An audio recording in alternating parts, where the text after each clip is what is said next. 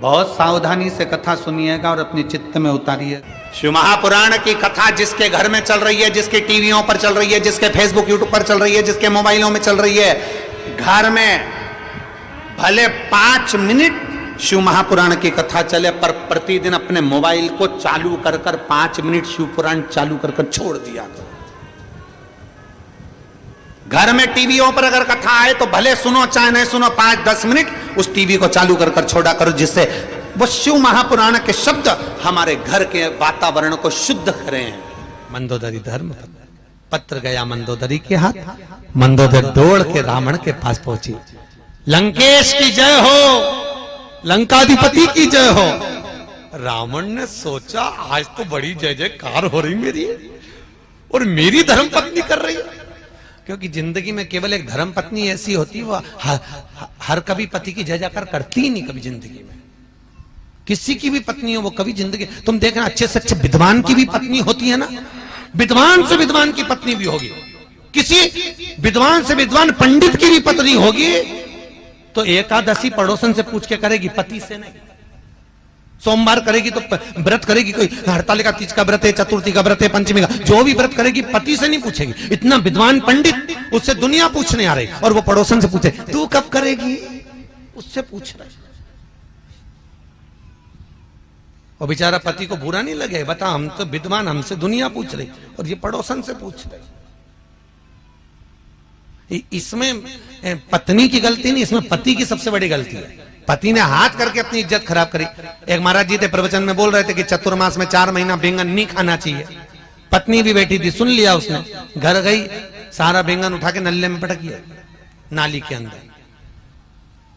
पति आया शाम को, ला भोजन ला, उन्हें भोजन दी, मूंग की दाल ने रोटी। क्यों रही बैंगन कहां गया, कल तो लाया था मैं 80 रुपए का बैंगन की सब्जी बनाने के लिए। पत्नी बोली तुम ही तो बोले थे प्रवचन में, कथा में, कि 4 महीना चतुर्मास में बैंगन नहीं खाना चाहिए। मैं उठा के सब फेंके घोड़ा पे। पति सिर पे हाथ रख के बोला, अरे ओ भाग्यवान, चौकी की कथा चूल्हे में क्यों लाई।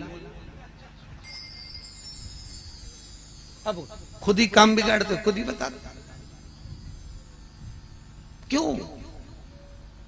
मंदोदरी ने कहा स्वामी आपने कभी ब्राह्मण कर्म नहीं करा। रावण कहता ब्राह्मण कर्म क्या होता है, मैं जनेऊ पहनता हूं, त्रिपुंड लगाता हूं, शिव का पूजन करता हूं, ये ब्राह्मण कर्म ही तो है। मंदोदरी कहती है इसको ब्राह्मण कर्म नहीं कहते। ब्राह्मण कर्म वो होता है जो जजमान के यहां जाए, भोजन करके दक्षिणा लेकर आए। रावण कहता मेरे जैसे दशानंद को कौन भोजन कराएगा। मंदोदरी के फालतू की बात छोड़ो, ऐसे बहुत सारे पड़े जो तुम्हें भोजन कराने को तैयार, तुम जाओगे। रावण कहने लगा अगर कोई अच्छा विद्वान मेरे को जिमाना चाहता चले जाऊंगा। जाओगे पक्का बोलो, जाऊंगा, जाओ। राजा दशरथ ने बुलाया। रावण मंदोदरी के कहने पे सोने का मुकुट नीचे रख दिया। रावण विद्वान था, उसको मालूम था राम के दरवाजे पर जा रहा हूं, अहंकार का मुकुट पहन के जाऊंगा तो राम नहीं मिलेगा। मुकुट नीचे चला, दरवाजे पर पहुंचा। दशरथ जी को मालूम पड़ा ब्राह्मण आया है भोजन करने। दशरथ जी आए, रावण के चरण पखारे। राम जी ऊपर से खड़े खड़े देख रहे थे। राम जी ने देख लिया आज मेरे पिताजी रावण के चरण पखार रहे हैं, तो ये रावण मेरे घर में भोजन करने आया है। आज मेरे पिता ने चरण पखारे हैं तो एक ना एक दिन मैं भी पखारूंगा। ये देखो पिता के संस्कार। आज इसने कहते ना, गायत्री परिवार वाले नहीं कहते हम सुधरेंगे, बोलो जम के, युग हम बदलेंगे, युग बदलेगा। कब बदलोगे भाई, तारीख भी तो निश्चित करें।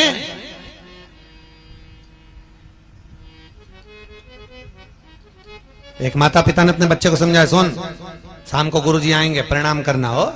हाँ, शाम को गुरुजी आए, चल प्रणाम करके नहीं करना। पिताजी ने 2 धर के दिया, गुरुजी प्रणाम कर, नहीं करना। बच्चा रोने लगा। इतने में माँ गई, माँ ने कहा बेटा प्रणाम कर ले, गुरुजी हैं, नहीं करना। माँ ने भी धो दिया उसको मोगरी उठा के। इतने में गुरुजी बोले काहे को मार रहे हो कि प्रणाम नहीं कर रहा। तो गुरुजी बोले नहीं कर रहा तो मत करने दो, कम से कम तुम दोनों तो करो। अब जैसे ही माता पिता ने प्रणाम करा, बच्चे ने साष्टांग दंडवत कर दिया, क्योंकि हम झुकेंगे तो आने वाली पीढ़ी झुकेगी। सही बोलो जीजियों।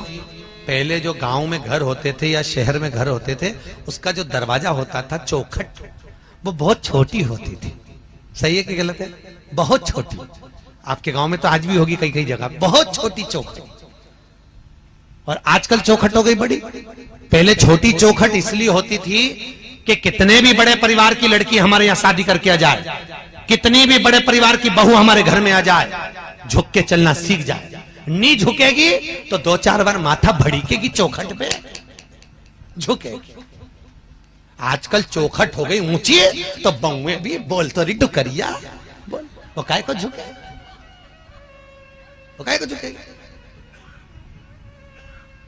इसलिए निवेदन है, बहुओं को झुकाना है तो चौखट थोड़ी छोटी कर दो। अगर छोटी नहीं हो तो घर से एक पटिया खरीद ला, ठोक दो। बात थोड़ा झुकना सीखिए।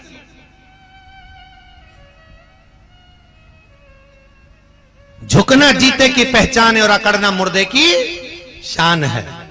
जो झुक रहा है वो जिंदा है, जो अकड़ रहा है कोई धन में, कोई सत्ता में, कोई लो काम में, कोई वासना में, वो सब मर चुके हैं, मुर्दे हैं।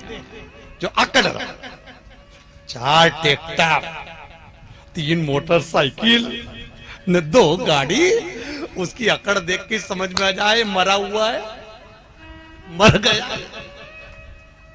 ये जिंदा ही, जिंदा होता तो इतना क्यों अकड़ता? अरे बोलो तो नरम।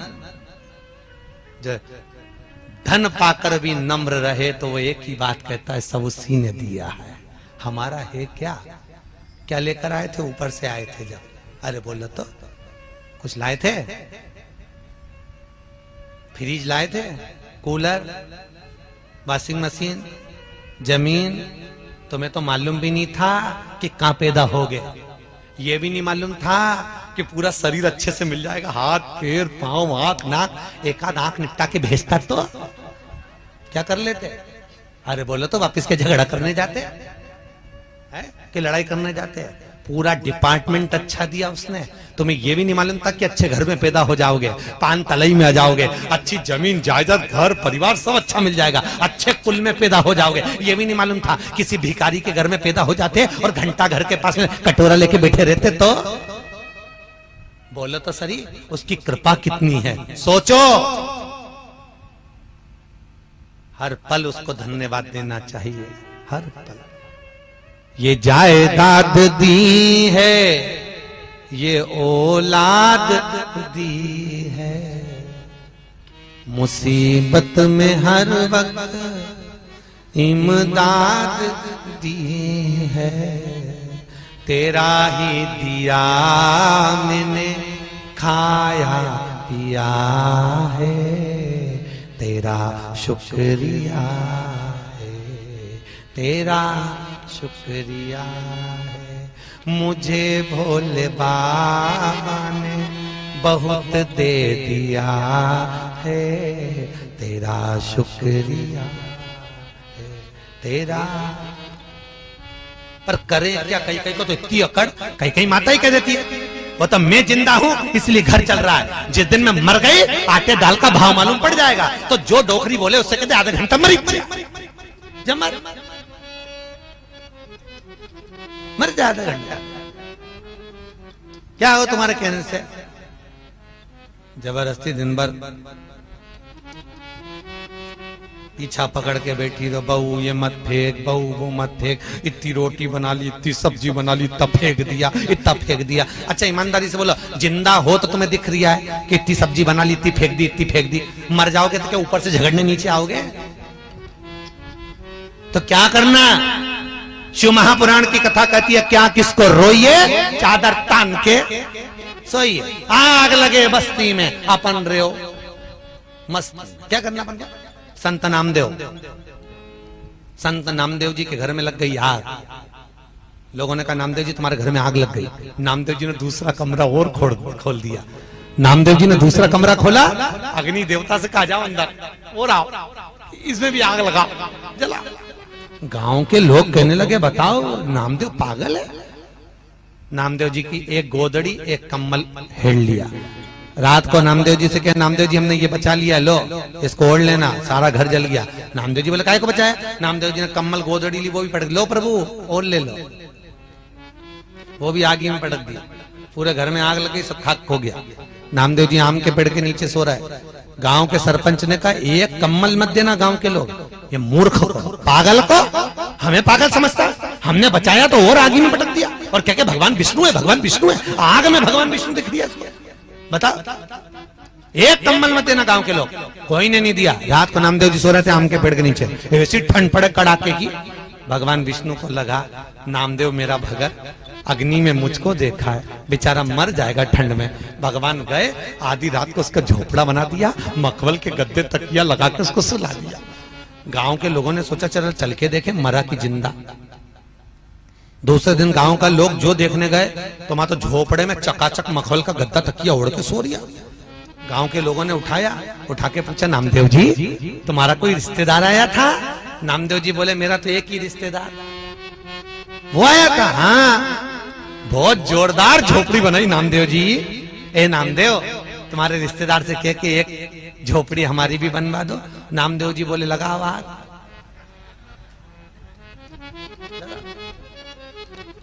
तुम अपना अपना घर में आग लगा, वो झोपड़ा बना। पैदा उसने किया। महाराज मंदोदरी ने भेज दिया, दशरथ जी चरण पखारे, राम जी ने देख लिया। राम जी ने देखा पिताजी चरण पखारा, मैं भी पखारूंगा। और आया था जब रामेश्वर धाम की स्थापना हुई, कोई विद्वान पंडित नहीं मिला। हनुमान से कहा कोई विद्वान पंडित लाओ। विभीषण से पूछा तुम्हारी नगरी में कोई विद्वान है? विभीषण ने कहा मेरे भाई से बड़ा विद्वान कोई नहीं। हनुमान जी मंदोदरी के कहने पर रावण को रामेश्वर धाम की स्थापना कराने लाए थे। रावण को, और रावण ने रामेश्वर धाम की स्थापना कराई। राम जी ने रावण के चरण पखारे तो रावण ने आशीर्वाद दिया विजय भव। जैसे ही बोले विजय भव तो हनुमान जी ने कोनी मार के बोला क्यों रे हार गया? रावण बोला हारा वारा नहीं उरे, तो तू नहीं तो बोला विजय भव राम जी को। तो के ये तो गुरु की गादी है, यहाँ कोई भी होता तो यही आशीर्वाद देता। युद्ध के मैदान में तो लड़ूंगा, भले ही के हाथ से मरूंगा, पर लड़ूंगा जरूर। अंदर प्रवेश भोजन करा रावण ने। दशरथ जी ने पूछा बोलो दक्षिणा क्या दी? रावण ने कहा दक्षिणा तुमसे काय करूं? जिसके कारण भोजन करने आया, जिसने भोजन बनाकर खिलाया, दक्षिणा वो देगी। सीता को बुला, सीता को बुलाया। जानकी जी सामने खड़ी, रावण सीता को देख रहा, सीता रावण को देख रहे। सीता जी ने पहचान गई रावण को, ये वही लंका का राजा रावण है जिसने धनुष यज्ञ के समय पर उपद्रव मचाया था, आज मेरे यहाँ भोजन करने आया। सीता जी ने पूछा बोलो ब्राह्मण देवता दक्षिणा क्या दूं? रावण बोलता है सीता जो दक्षिणा में मांगूंगा दे दोगे? हाँ मांगो। उधर मंदोदरी हाथ जोड़ के बैठी, सरस्वती मैया आज कुछ ऐसा चमत्कार कर दे, ऐसा चमत्कार कर दे कि मेरा पति का दूसरा जन्म नहीं हो, मोक्ष हो जाए, क्योंकि मैंने राम के दरवाजे पर भेजा है उसको, राम के दरवाजे पर कुछ कृपा कर दे। और रावण, सीता जी पूछ रही है दक्षिणा में क्या चाहिए? अब रावण के यहां कुछ कमी तो थी नहीं, कोई कमी नहीं थी।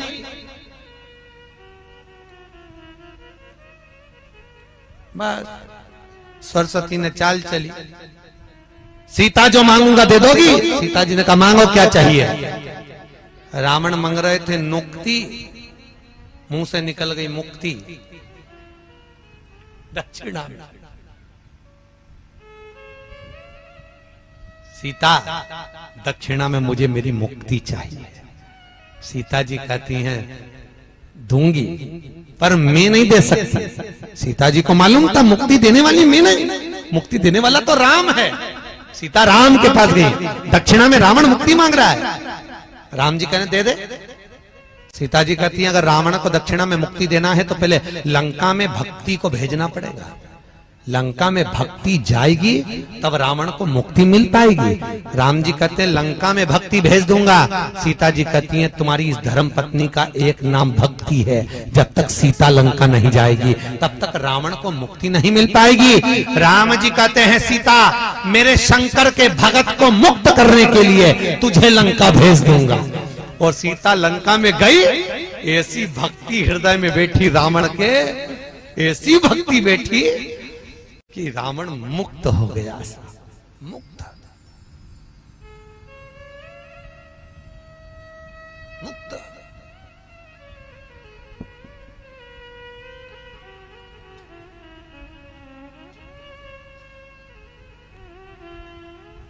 और उठा लो रामचरितमानस, कितने बाण छोड़े गए, जितने भी बाण छोड़े गए एक भी हृदय पे नहीं छोड़े गए, क्योंकि भगवान को मालूम था इसके हृदय में सीता बैठी हुई है। भक्ति, भक्ति के बल पर ही तो मुक्ति मिलेगी। महाराज शिव रामचरितमानस कर रही है, शंकर की कथा कर रही है, बिंदुक चंचुला का चरित्र कराए। बिंदुक ब्राह्मण कुल में जन्मा पर ब्राह्मण कर्म नहीं करा, चोरी कर लाता, ला कर देता पत्नी को, धर्म पत्नी को, और चोरी कर लाता पत्नी को देते जाता, चोरी कर लाता पत्नी को देते जाता। धर्म पत्नी और पत्नी का सबसे बड़ा अंतर है, पत्नी पति की कमाई को ले जाकर पार्लर में लगाती है और धर्म पत्नी पति की कमाई निकालकर शिव महापुराण में लगाती है। दोनों की कमाई में अंतर है महाराज, दोनों में। बिंदुक गया चोरी कर लाता था, ब्राह्मण कर्म कभी नहीं, ब्राह्मण कर्म से वंचित रहा। एक बार धन चुरा कर ला रहा था, दीवार पर से नीचे कूदा, मालूम नहीं था कि नीचे कुआं है, बावड़ी है, कूद गया, गिर गया, मर गया। शिव पुराण कहती है 3 तरह से मरे हुए व्यक्ति को मोक्ष नहीं है महाराज। पहला, पानी में डूबकर मरा हुआ। दूसरा, स्त्री के हाथ से मरा हुआ। तीसरा, सर्प के डसे से मरा। फिर से बोलो, पहला कैसे? पानी में डूबकर मरा हुआ। दूसरा, स्त्री के हाथ से। तीसरा, सर्प के डसे से। 3 तरह से मरे हुए व्यक्ति को मोक्ष नहीं है, मुक्ति नहीं।